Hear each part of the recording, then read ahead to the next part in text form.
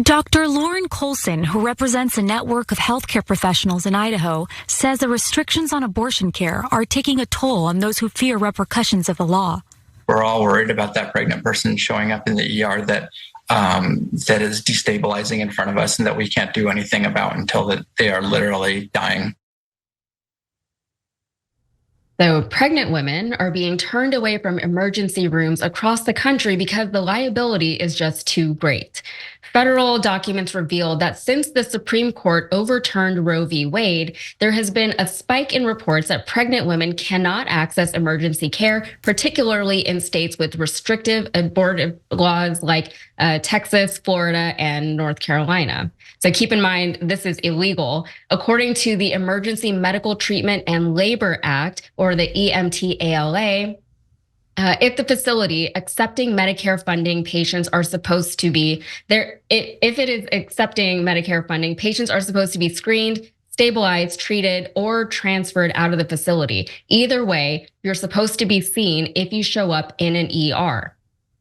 So Sarah Rosenbaum, a health law and policy professor at George Washington University, said this. Pregnant patients have become radioactive to emergency departments. They are so scared of a pregnant patient that the emergency medicine staff won't even look. They just want these people gone.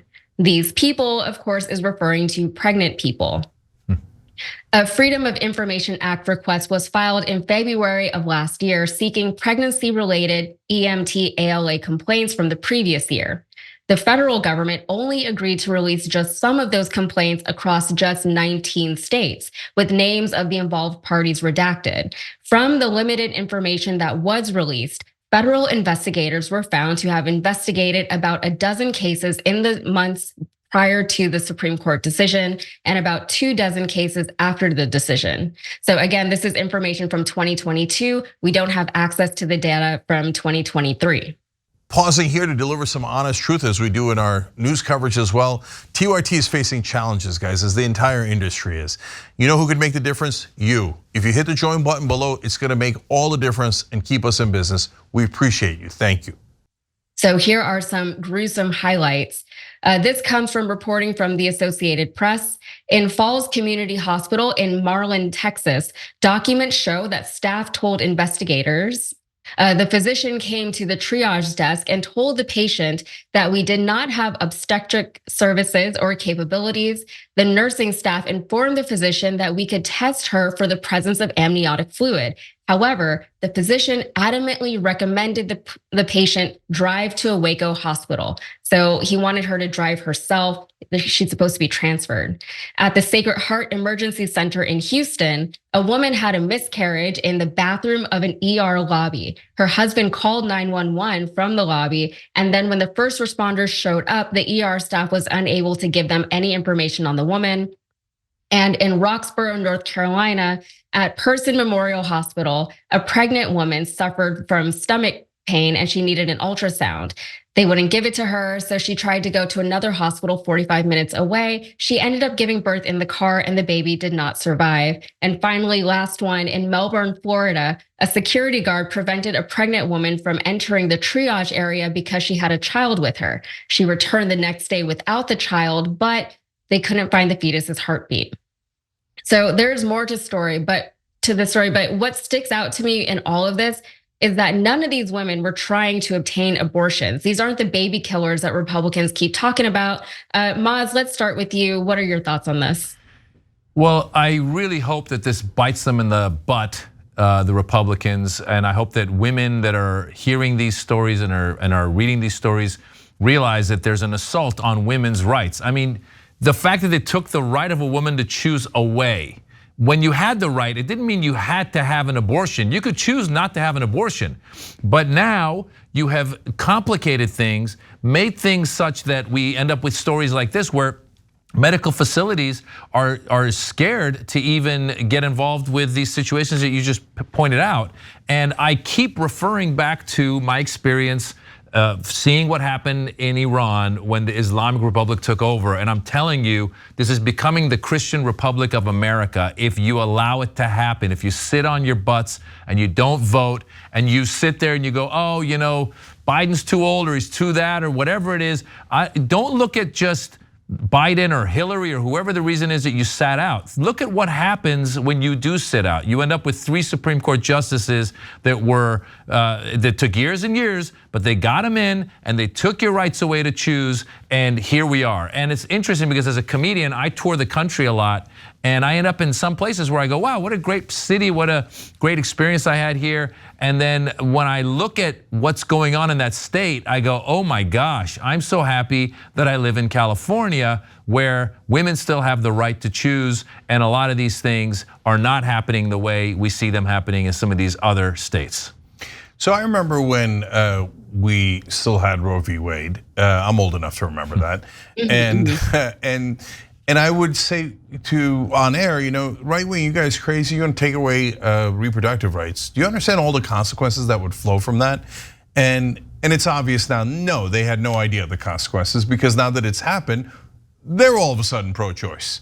So first of all, in this story, one of the consequences is, look, a huge part of medical costs is litigation costs. And they all need insurance, and the insurance is very expensive. And the more litigation there is, the more expensive the insurance is, which makes sense. You understand that concept. So then that makes people want to avoid certain types of things, right? Because, oh my God, the insurance on that is crazy, right? So now there's so many different factors here, including what if they make a mistake and now the fetus or the zygote in some cases is considered a live human being? Well, then you're not only might be in a lot of legal trouble, but that's gonna cost a lot more. Because then that person's gonna say, well, I mean, now we're not talking about a surgery that went wrong or an operation that went wrong. Now we're talking about you killed my child, even though it was 3 weeks old and you couldn't even see it, et cetera. You were trying to save my life or whatever it might be. So then they get preemptively worried. That's why they're not seeing people, because they're worried to death about all the costs that are associated with it, both legal and financial. So you can say, oh, they shouldn't be worried about that. They're doctors, they're just supposed to do their job. But brothers, you're the ones trying to arrest them. So of course they're worried, because you're saying, I might put you away for years for doing your job. So did you think the doctors wouldn't be concerned? And guys, does this look like pro-life to you? Turning away pregnant women who desperately need help with their pregnancy, so that they can keep going and have a baby. And now you've made that harder, not easier. This is not at all pro-life. And now it leads to the comical situation that Maz was kind of alluding to there, where Carrie Lake does a video in Arizona the other day where she's like, now I have made the choice that life is precious to me and begins at conception, and that is how I've acted my whole life. But I understand that different people make other choices. That's not a pro-life position. That's literally the definition of the pro-choice position. So here we are, and that's why the pro-choice position wins with 70% support, and even in the reddest states. And that's why the Republicans are running in a panic from this issue. Yeah, absolutely. So many pro-choice women would never choose to have an abortion unless they absolutely had to, unless that was their only option to do so. And Cenk, you're absolutely right. The doctors, it's hard you can't really blame them, because they also are in a really tricky position. Doctors and medical facilities are worried about what could happen to them if they so much as look at a pregnant patient. So as it stands now, ERs can be fined for turning a patient away, which is much, much more palatable as a consequence than losing your medical license, for example, or having your facility shut down because you lose your Medicare funding for violating EMT/ALA. So in places like Idaho and Texas, for example, it's a showdown between the state and federal law. The Biden administration issued guidance under the Emergency Medical Access Law that says that if you receive Medicare funds as a hospital, then you have to provide emergency care when it's presented to you, no matter the circumstance and no matter if it would violate a state's abortion ban law. Yeah, so later this month, the Supreme Court will hear arguments from the state of Idaho, which claims that EMT/ALA violates the state's restrictive abortion ban. So I believe that happens next week, actually. Cenk, what do you think? Is this just another states' rights issue? Yeah, look, guys, my opinion on this legally is complicated, because I think Roe v. Wade was terrific legislation, but the court's not really supposed to write legislation. And what is happening now, as messy as it is democracy. And Maz's right. That's why I would never live in a red state now. So I'm not going to risk my wife, my kids, et cetera, when they grow up, having to deal with the American Taliban. And the minute my daughter turns 18, what they now can kidnap her body at any time if she gets pregnant, and the government then owns her body for 9 months, and she doesn't have any freedom over it. And then these Ayatollahs in Idaho or wherever they are going to tell her what to do with her entire life? Hell no, hell no. So look, when you have a conflict between the federal government and the state government, federal government wins.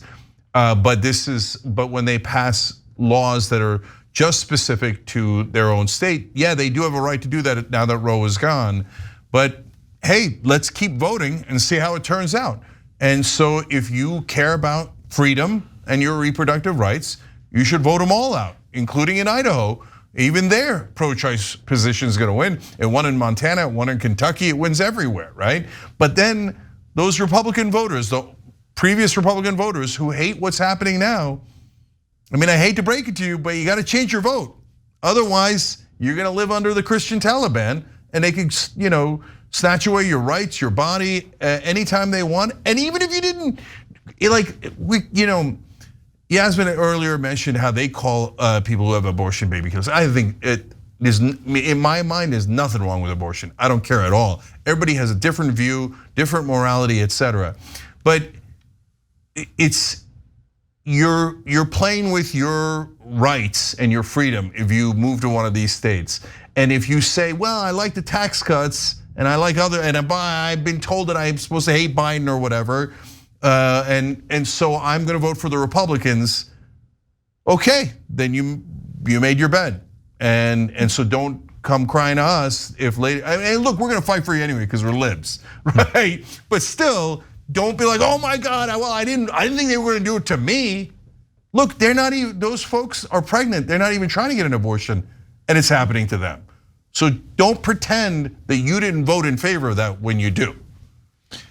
Yeah, it's like they're living in the year 5. Like they don't like progress. They're like, let's go back. I mean, we saw what happened in Arizona. They're going through that law from the 1800s. We saw what happened. I think it was Alabama, where IVF was restricted. I mean, it's, if you really don't think they're going to come after you, they will. And I'm telling you, we even saw in the decision in Roe versus Wade, Clarence Thomas said we're going after gay marriage next. And then again, religious minorities would be after that. If you're someone who is a person of color who is supporting the right, they'll come after you. Because ultimately, like Cenk was saying, you got to think about, it's interesting how you see Carrie Lake trying to distance herself. Even Donald Trump said, oh, it's states' rights. And just a couple weeks before, he was saying, I'm the one who got rid of Roe v. Wade. So they've seen the storm that's coming and they're trying to distance themselves from it. But again, you, the individual who's watching here, who's voting for the Republicans, just realize that if you're sitting there going like, I want fewer taxes, I'm afraid of immigrants, which by the way are not the people to be afraid of. The biggest threat to Americans are Americans. But if all of these tricks are working for you, just know that in the end, they're coming after your rights. They will take away your rights, and you will end up in a state where you don't have the ability to choose what to do with your own body. Yeah, I'm going to say one last quick thing, guys. All elections are different, and they have different, issues that matter more. So, like, if you're voting on a local election, and you say, well, I'm tired of the crime around here, and I think the Republicans are going to do a better job, I'm not going to hate you for it. Okay, I get it, I understand it, et cetera. If you do it at the national level and you do it with Trump, that's a totally different situation, right? But now at the state level, if you vote for a Republican, you're voting to have your rights taken away. There's no question about it. Almost all the Republican legislators in the country are against choice and against reproductive rights and the rights of women. That's just a fact. So if you vote for them, understand you're voting against freedom, you're voting against your own rights, and you're voting for this Taliban-like state where every pregnant woman is terrorized. That's just a fact. Thanks for watching. If you become a member, you get to watch all this ad-free, except for, of course, this ad. Still, hit the join button below.